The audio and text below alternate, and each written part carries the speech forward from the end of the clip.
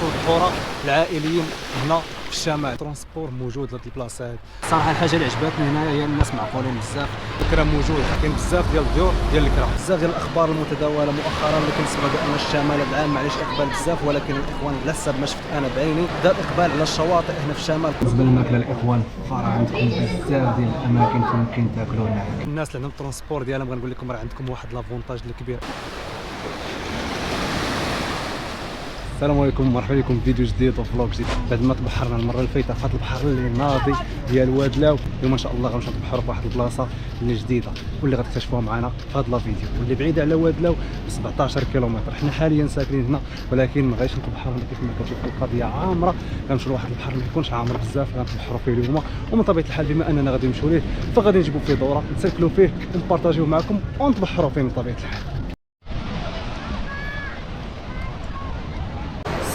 دابا وصلنا لابلاج اللي غنتبحروا فيها اللي هي لابلاج ديال تاع اللي بعيده على المدينه ديال وادلاو تقريبا 17 كيلومتر. صراحه احسن حاجه ممكن ديرها الا ما كانش عندك ما الزحام هي انك تجي للبحوره اللي قريب لوادلاو وتبحر فيهم. كاين بزاف ديال لي بلاج هنا، حنا من طبيعه الحال بما انه وادلاو تبحرنا فيها واليوم اصبحت عامره بزاف بسبب الحراره اللي كاينه، قررنا اننا نغيروا الوجهه وجينا لهاد البلاج هذا. بالنسبه للترونسبور فراه موجود هنايا، الا عندكم الترونسبور ديالكم من طبيعه الحال راه غتجيو نيشان هاد البلاصه اللي كتسمى تارقه، وإلا ما عندكمش ترونسبور من طبيعه الحال غتاخذوا طاكسي ب 10 ديال الدراهم ويجيبكم حتى لهنا، غتنزلوا غتجوا باش انكم تبحروا. من طبيعه الحال باش انكم تدوزوا واحد النهار يا سلام والبحيره تكون يا سلام خصكم ضروري تاخذوا باراسول. بالنسبه للاثمنه ديال لي باراسول هنا غنقول لكم الاخوان تشطروا على راسكم، لانه كيقولوا بعض الاثمنه ولكن الا تشطرتي معاهم من طبيعه الحال غتاخذ الثمن اللي بغيتي انت. خصوصا حنا باش جينا هنا قالوا لنا الثمن راه 60 درهم ولكن بقينا معاهم من طبيعه الحال تاخذينا ب 30 درهم.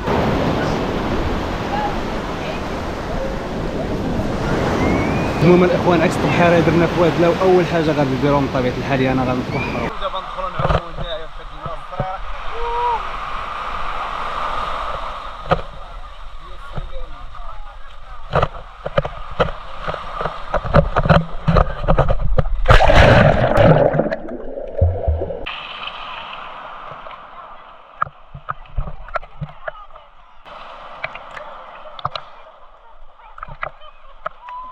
هما الاخوان شي حوايج اللي لاحظت هنا في البحوره ديال الشمال كاينين بزاف، هي انه بعض المرات باش يكون راجع كتشرب واحد الجهد اللي بزاف داكشي علاش يكون جرين بزاف كما كتشوفوا دابا. والحاجه الثانيه اللي لاحظت هي انه كاين بعض البلايص اللي غارقين وكاين بعض البلايص اللي لا. مثلا في هاد البلاصه هادي كيبان لكم فيها قد هكا ديال الماء، ان فوق كتمشى شويه هنايا كتلقى بحال الشكل ديال شي حفره شحال هادي ديال فيها ديال الماء. بالنسبه للناس اللي بحالنا غادي يجيو سولو هنا للشاطئ ديال تارغه بغا يجيبوا معاهم الماكله لا والو، فغنقول لكم كاين لي سناك هنايا وكاين بحال دي كيوسك هادوك اللي كيديروا الماكله هنايا. المهم كاينين بزاف هنا. حنا بطبيعه الحال خلينا الحوايج ديالنا في البحر كلشي في البحر وجينا نقلب على شي سناك باش نديو القص ديالنا ونقصيو بطبيعه الحال فين في البحر. وبعد ما تبحرنا في تارقه جينا لبحر جديد، والصراحه بالنسبه لي من بين احسن البحوره العائليين هنا في الشمال اللي هو الشاطئ ديال قاع اسيراس. المهم غنقول لكم مرحبا بكم في قاع اسيراس. بما انه جينا اليوم هنا فضروري غنجيبوا واحد الدوره هنايا ونبارطاجيو معكم الاجواء في هذا البحر هذا اللي الصراحه ناضي.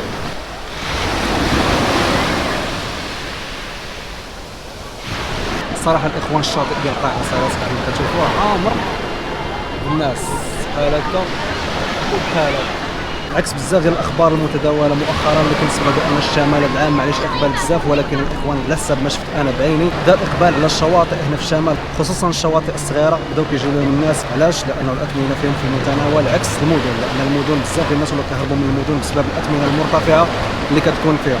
هذا الشيء اللي بان لي انا من خلال الجوله اللي داير هنا في الشمال بان لي اغلبيه ديال الشواطئ اللي عامرين غير الشواطئ اللي كيكونوا بحال هكا صغار في شي بلايص ما معروفينش بزاف.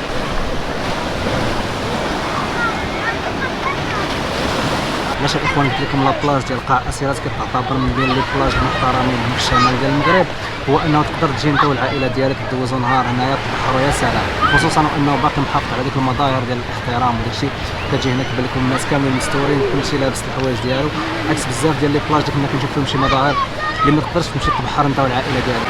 خاص صراحه هذا العام الاخوان واحد الحاجه اللي لاحظتها هي انه بزاف ديال لي بلاج فيهم الناس محترمين، خصوصا مع انتشار الظاهره ديال البوركيني، ولا كنشوف الناس كيعوموا مستورين داكشي. ما عرفتش واش غير هنا في الشمال ديال المغرب ولا في المغرب كامل، لانه الصراحه تقريبا دابا مشيت ل4 ديال البحور انا في الشمال، ما بانش ليا فيهم كاع شي مظاهر ديال العوري ولا شي حاجه بحال هكا. وغادي ندير الحوايج صراحه اللي ايجابيه، هي اننا دينا كنشوفوا شي حويجات بحال هكا، تقدر تمشي لاي بلاصه تبحر انت والعائله ديالك، دوزوا نهار يا سلام، ومن بعد ترجعوا بحياتكم من طبيعه الحال. من طبيعه الحال باش البحيره ديالك دوز ناضيه، فضروري خصك تاخذ شي باراسول شي طويله بحال هكا باش انك تقدر دوز البحيره يا سلام. بالنسبه للاثمنه هنا الاخوان ديال لي باراسول فراه كيقول 30 درهم، ولكن من طبيعه الحال الا بقيتو معاهم غتقدروا تاخذهم ب 20 درهم. حنا خدينا دابا 25 درهم. الصراحه من الحوايج اللي عجبوني هنايا في هاد لابلاج ديال قاع اسيراس هي ان الناس معقولين شويه بالمقارنه مع بلاجات اخرين. ان فوق كتسول على الثمن ديال شي حاجه كتشوف الثمن نيشان، عكس بعض البلايص اخرين اللي كتمشي لهم تقريبا كيبقى كيعطوك واحد الاثمنه اللي ما كايناش باش انت تبقى تشطر معاه، في الاخر تجيه نيشان الثمن اللي باغي هو.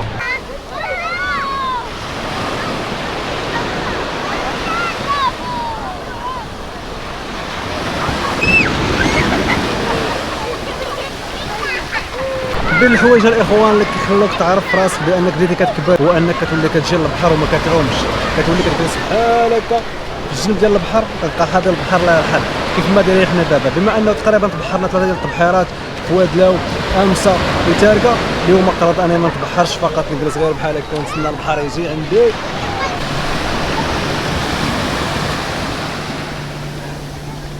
بالنسبه للناس اللي غتسولوني على شنو هما لي زاكتيفيتي اللي ممكن نديرو في هذه البحر هذا من غير العومان، فغنقول لكم عندكم جيت سكي، هو ليا. بالنسبه للناس اللي كتبغي تجيب واحد الدوره في البحر ها هو عندكم هنا، وعندكم حتى هاد البيدال وهادو تقدروا ديريهم ساعه ولا ساعتين باش انكم تجيبوا من دوره في هذا البحر اللي ناضي الصراحه في وسط هذا الماء اللي زريرق.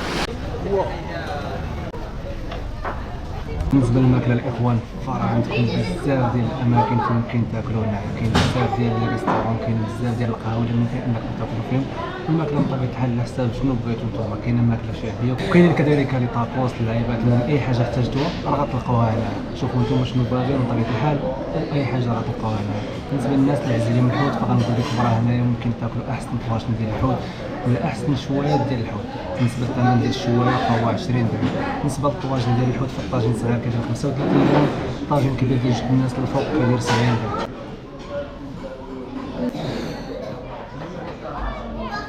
بسم الله على بركة الله. اليوم الاخوان ندير هاد الطواجن هذا نقول لكم واش ناضي ولا ما ناضيش. طاجين ديال الشطون اللي هو الانشوبه، المهم الانشوبه اللي كيسموها الشطون. بسم الله.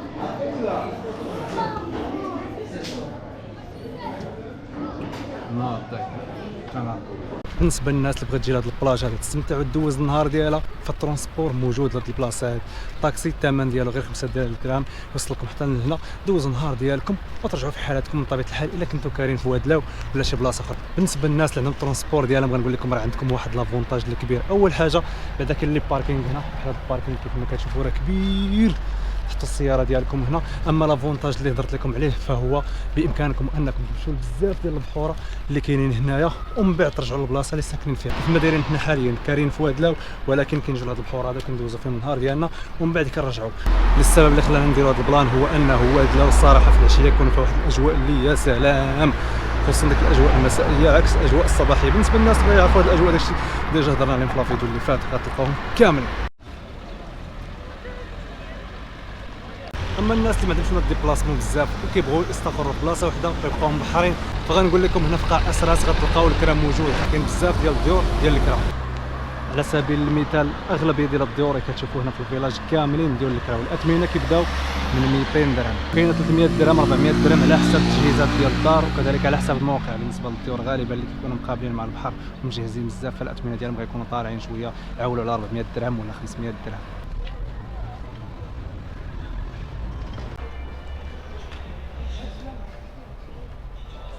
الاخوان باش نتبحروا هنا في الشاطئ ديال قاع اسراس، تلاقينا مع واحد المعرض منظم هنا فيه بزاف ديال المنتوجات تقليديه هنايا ديال المنطقه معروضين.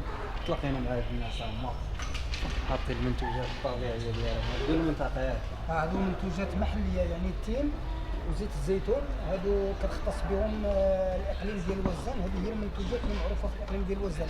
الزيتون عندنا الزيتون مشرمر، وعندنا هاد الشريحه هاديه، هاد الشريحه هادي اللي كتكون مخلعه بالزيت والثومه، وعندنا هاد لاباط هذه اللي كتكون التين حتى هو والاعشاب، وعندنا شريحه مفتوحه وشريحه مسدوده، وعندنا الانواع كاينه الاسود وكاين الابيض وكاين زيت الزيتون الاكسترا فيرج.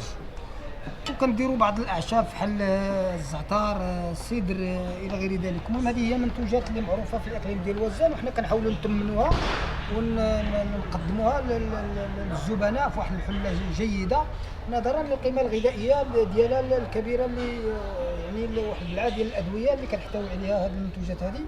وكان الرساله ديالنا هو ان ندعيو الناس يستهلكوا هذه المنتوجات هذه ويعتبروها يعني من بين الوجبات الاساسيه في الموائد ديالهم الغذائيه. وشكرا لكم انتم كموقع ديال الاعلام وموقع ديال الالكترونيك يعني الصحافه الالكترونيه، وشكرا.